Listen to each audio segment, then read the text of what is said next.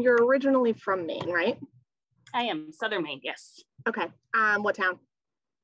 I grew up in Westbrook. Okay. How long have you been in Mississippi? Well, it's 2021, so about 9 years. Wow. Okay. And your husband's stationed there? He is, yes. Okay. He's a CB. Cool. CB, what does that stand for? It's a branch of the Navy. Okay, cool. Well, thanks for responding to our post. I kind of put those social posts out. Like, that's honestly the best way to get people to talk about things sometimes. So I'm working on a story about, the best way to talk to your kids about 9/11 and terrorism and things like that. And it sounds like you've already kind of started that with your children. Can you kind of tell me a little bit about what you guys have been doing to teach your kids? Sure. Actually, it kind of started as a way for them to help understand what my husband does and why he deploys. And I figured the earlier we start, kind of the better they can grasp concepts. So we started basic last year. My mom was here for a visit and we sat down and I explained to them, today is an important day for our history. And of course they wanted to know why. And we discussed that, 9/11 was a day that many still remember, and what happened on that day. And my children are extremely curious. So along with that, I showed them some video clips off YouTube from the news from that day, and they watched the planes actually hit the towers. I kind of was cautious of which ones I chose, only because they are or were only 4 and 5. But after that, we did what they call a lap book exercise off Teachers Pay Teachers about, heroes and Patriot Day and what all goes into making a hero. And they got a lot out of that. And after we completed that, we read a couple of children's books. And believe it or not, there are actually a lot of great children's books on 9/11. Their two favorites were Fireboat and September 12th, which September 12th was actually my favorite. And they're written in a way that the kids can understand and they can connect with. September 12th is written by first graders. So that really helped them kind of bring it full circle. We listened to the music that came out, based off 9/11, things like Where Were You When the World Stopped Turning, courtesy of the Red, White, and Blue. We even listened to the national anthem.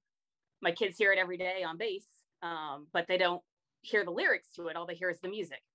So that was really their first time kind of sitting down and listening to the words and kind of grasping that concept. And like I said, it really helped them to connect the dots. My husband went to Afghanistan twice. And of course, it was before they were born.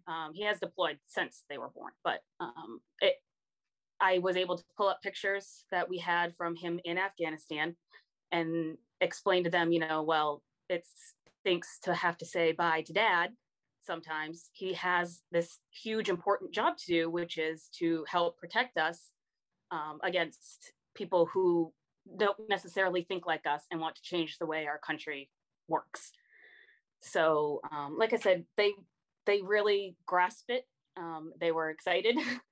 They asked tons of questions. And in a way, I think it's great. It's definitely not for everybody to start so young. But I think knowledge is power, in my opinion. So. Do you think, being a military family, that kind of adds a little bit more importance to talking about September 11th with your kids? I would definitely say to a degree, yes. Like I said, because he's gone to Afghanistan twice, and it is a very real thing for us and for many military families. Just as recent as, a couple of weeks ago. I definitely think it's more significant for military families and those directly impacted by the events.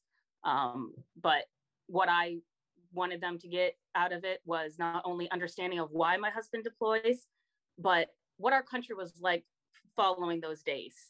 That was my bottom line was, yes, this horrible, horrible thing happened, But in those days following, our country kind of joined together, and we saw neighbors helping neighbors and more kindness and more gestures of love. And that's what I wanted them to take away from that.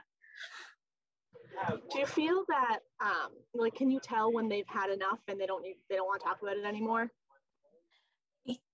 Yes. my youngest, definitely, he'll be like, okay, I'm done. And he'll get up and run away. So yes. And it's important to take their cues. I don't, force them to sit. It was one of those, I had the plan to do just the lap book and the couple of stories and give a brief overview of what happened. I let my children take the lead when I try to teach them something. And if they ask to go into more detail, that's when we go into more detail. So, I mean, it took about 2 hours for us to get through everything. But I think from that, they were able to really grasp that concept. And like I said, they have no qualms about saying, that's it, I'm done. Or can we be done now? Or something like that. So